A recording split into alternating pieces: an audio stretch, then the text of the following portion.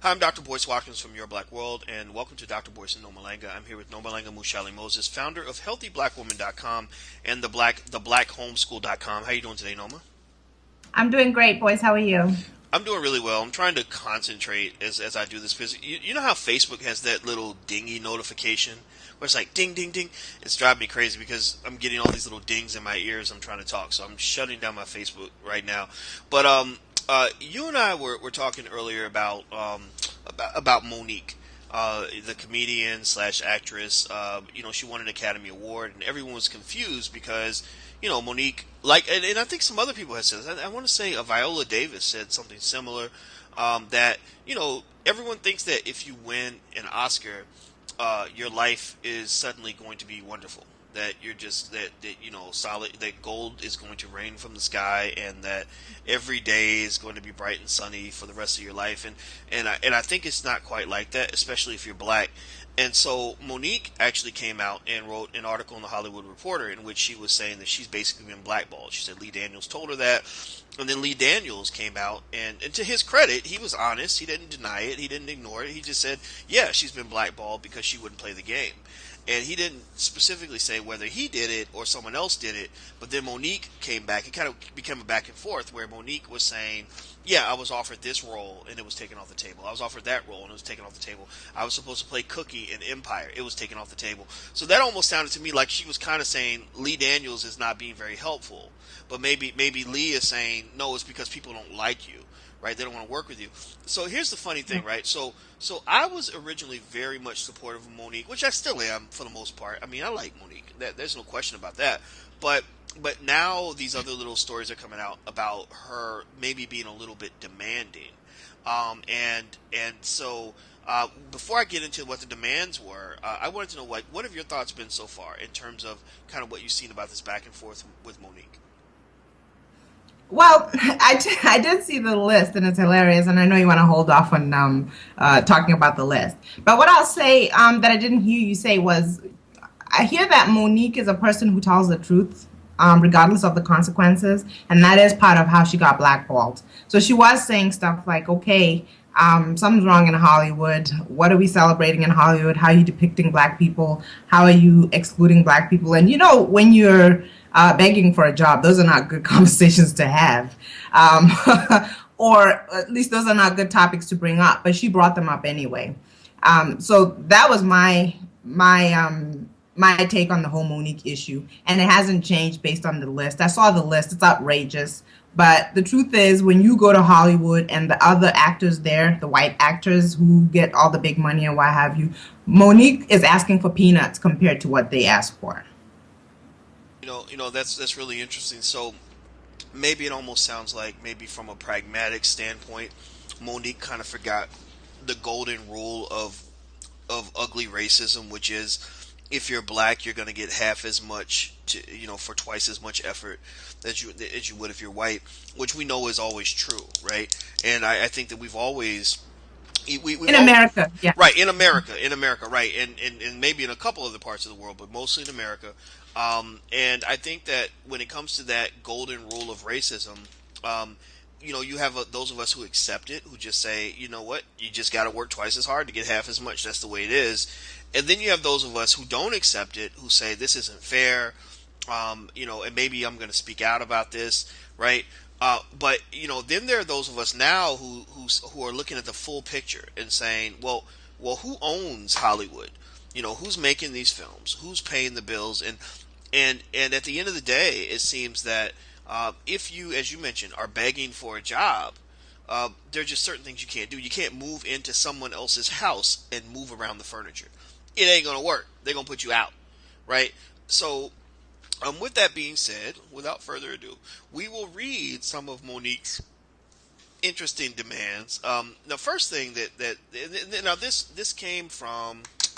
Let's see, what was this source here? I gotta find the exact source. The article's on Financial Juneteenth, and I don't know if the author mentioned the source. It's been reported in a lot of outlets. We'll dig up the source on this, but basically, what this inside source says is that, quote, Monique wanted 8 first class plane tickets for her glam squad and individual hotel accommodations for herself and her glam squad. Um, and they claim that she insisted that she only flew her glam squad first class when accompanying her. Number two, Monique needed in excess of $20,000 for her makeup artist for each red carpet appearance. Number three, Monique wanted a hefty amount of money for every red carpet in which she walked. And then there was some conversation about her being asked to travel to promote Precious at the Cannes Film Festival. And she said she wanted to spend time with her family. And then there are people who say no, it was really about money that her husband, who I guess is her manager or something like that, was saying that they should pay you to go do this, and they were saying no, you shouldn't. And it almost sounds like a little bit like what happened with Kevin Hart and Sony, because they went through that, right? Remember, because they wanted him to tweet about the movie, and he was like, no, I'll tweet if you pay me. But they were like, no, we already paid you. And he's like, no, you need to pay me more. So it seems like that typical kind of negotiation. Like, what are your thoughts when you kind of read that list? Well, I mean, I already said it. I think that Monique's list sounds outrageous to us ordinary people. But I think that in Hollywood, those are the expectations. I've heard of people who say they want a bowl of M&Ms and pick out the orange ones because I don't like orange. Just stupid stuff like that. So it's normal, I believe, to have those kinds of demands. However, I think that, again, like you said, unfortunately, Black people are expected to take less money and be treated less than. And then when they do make demands, because maybe they do have that feeling like, look, I deserve to be treated a certain way just like all the other actors in Hollywood, then there's pushback. You'll notice that with all that Sony scandal, Kevin Hart was singled out, but there was a lot of stuff going back and forth. You never hear about a white actor making demands and then they refuse the demands. It's not because they don't make the demands, it's because the demands are met. So maybe there's kind of an expectation, I imagine, where people, and I think this is a strong possibility, where people kind of say, almost, it reminds me of the debate with the whole NCAA athlete thing. People say, well, you should be happy to get what you're getting. Without us, Exactly. you'd have nothing, right? And and so, when you look at college sports and you see universities pulling in $20-30 million a year off these basketball players, people expect, well, your black ass should just, excuse my French, your black butt should just be happy with an education. Without us, you'd still be in the projects and you'd probably have a Right. minimum wage job. So just be glad to get what you're getting. Whereas there are other people who are Right. saying, no, we deserve to have more. And maybe for Monique, she felt, I think that if I'm not mistaken, I gotta look this up, but I could have sworn they said that she only made $50,000 from Precious. Yeah, so it was an amount that was alarmingly low. I don't That remember exactly how much it was, but it was alarmingly low. And I think that's that was insane. part of the conversation when they asked her to do more stuff, and she said, "Look, I've made the sacrifice. I thought that the movie Precious was important to make, so I got in on the project knowing that I wasn't going to make much money. But if you're asking me to travel and you're not paying me to travel, you're asking me to promote, you're asking me to do all these things, and the movie didn't pay me that much, then you're actually asking me not to come out of pocket and use my household money to promote the movie and do all these things for the movie, and that's not fair." And I think that's a valid point. I think that's a very valid point. Well, I think so too. I think so, and I wonder, and maybe we can look this up or find out, and maybe if people are watching, they can share the information in the comments section. But I'm wondering, what's the most amount of money? What's the most money Monique has made from a movie? I mean, okay, so she made 50,000 from Precious. I assume that means that she got more money for the next project. But Right. I don't remember if there was a next project. I mean, do you know anything, Well, Monique? she's doing something right now, or she recently did something for HBO, and she said that what HBO paid her in that one, I think she did maybe a couple of appearances. She said those couple of appearances paid her more money than she's ever made in her whole career collectively, Really? with one Really? paycheck from HBO, yes. Oh, whew, yikes. That is bad. I'm wondering what her, let me see if I can find her net worth online. 'Cause I can't imagine somebody like Monique being, like struggling financially. And I don't think she was. I remember seeing some other story about her living in some big gigantic house that had, all these crazy problems. Like, something like that. I think she said the house smelled like feces or something. I mean, it was something stupid. It was something ridiculous. But let's see. What I'm seeing on Celebrity Net Worth is they're saying that she's worth $13 million, which, believe it or not, people, being worth $13 million is not always what it sounds like, right? I mean, you can have put it this way: if I were to share what my net worth is, it would sound like I have a lot more money than I actually have access to. Like your Black World and the stuff that we do here, like that is all that's worth millions of dollars. We know that we've assessed the value, but it's not like you've got millions of dollars that you can just spit out left and right. You know what I'm talking about. So I don't think $13 million is a lot of money. In terms of a net worth for someone of her stature. And I guess it's like, okay, it sounds like Monique is in there fighting the good fight.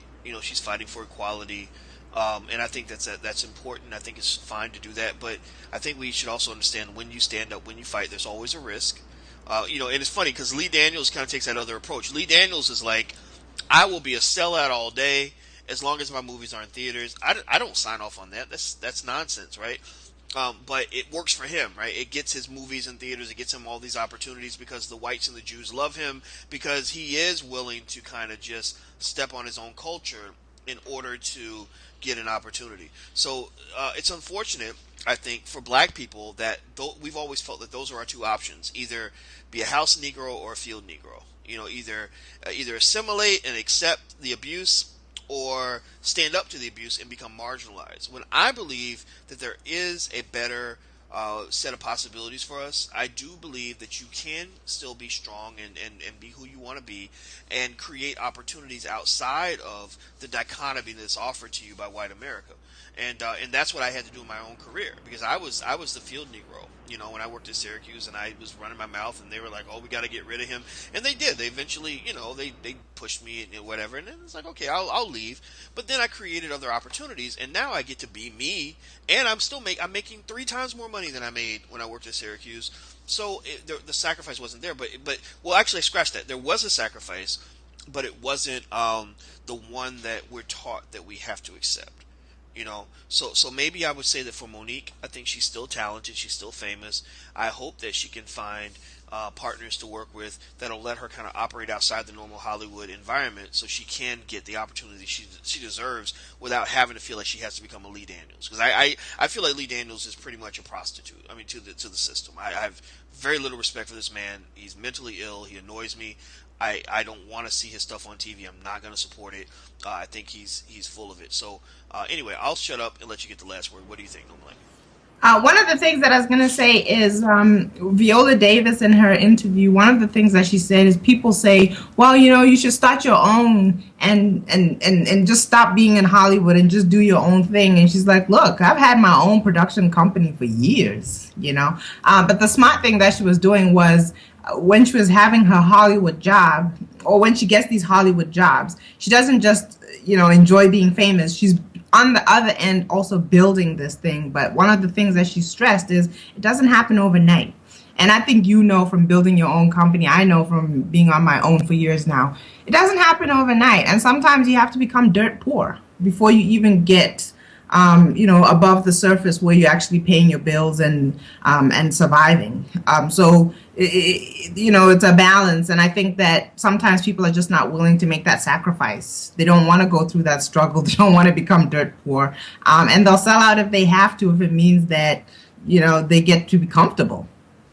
Well, you're going to have to pay a price at some point in your life. And I almost see, that trade-off to be similar to the trade-off a college student has to make, or an 18-year-old has to make in terms of what they're going to do after they graduate.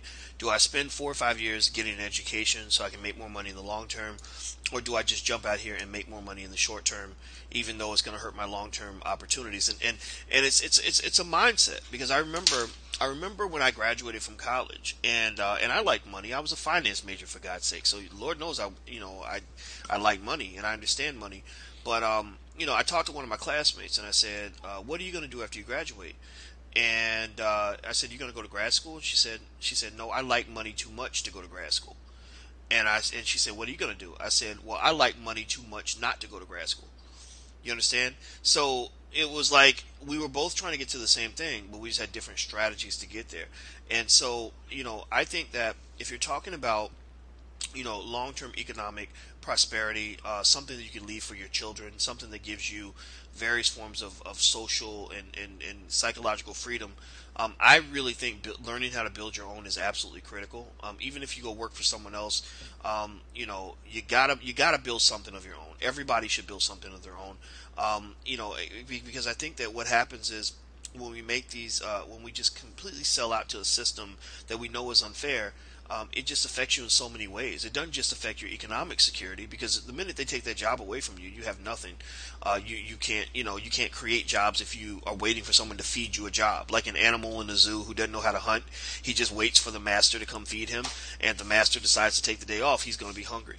But it also affects you psychologically. Like oppression kills you. That's why I think black people have the highest rates of hypertension. And what was a turning point for me was when I met a black man who was 10 years older than me, who literally told me that he was so stressed out from dealing with racism on the job that his testosterone had dropped to almost nothing. He couldn't have sex with his wife. He couldn't get out of bed. He said I wasn't a man anymore. He gained all this weight. And then he said, "Well, now that when I was fired, that was the best thing in the world for me. Now I feel much better." But the sad thing to me, though, was I remember he brought in this big box of pills that he was taking to just maintain his mental health, just to stay balanced. And I saw that box of pills, and I said, "That ain't that. I don't want that to be me. I don't want to have to take 50 pills just to know how to deal with white people." So the end. This is not a hatred thing toward anybody. It's just a fact. Like, if you're going to disrespect me, I don't want to be around you. Period. So I'm done. Did you have? I'll let you get the last thought, Normal Lang. Yeah, I was just gonna share one Facebook post that I put up just recently, and I said that if you have a job or you're getting money from somebody during the day, then that means that your evenings and your weekends should be spent working twice as hard to build something of your own. And again, it won't happen overnight, but at least you'll know that when the day comes that that person tells you, "Oh, I'm sorry, it's over," or whatever they tell you, or you decide to leave, then you're going to have something that you can actually pick up and start building and working on. I think it's irresponsible to only have one source of income and that income be a job. I think that's irresponsible. Yes, absolutely. And what I would say to people is either build, invest, or both. And so, even if you don't want to run your own business, if you have a good job, you're making good money, take some of that money and find some people you trust and invest in something they're doing. Like you and I were talking about the value of cooperative economics, and I think one beautiful model, and I'm going to actually do an entire project on this, is to build your own Black Wall Street, something where you might, let's say hypothetically, this is just one small simple example of this. Let's say you have four people that come together, and three of the people have an extra $5,000 they've saved up, and the fourth person has no money but they have skill, they have free time. Then maybe the other three can come together and say, we're going to put $5,000 each in a startup capital, and your investment is going to be your labor and your time. So you do the work, we'll supply the money.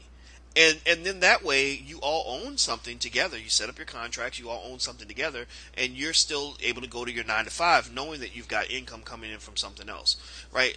So I think being creative about the process is important, but I think the idea at the end of the day is that you just got to have a plan. You got to have a plan that goes beyond picking up your paycheck.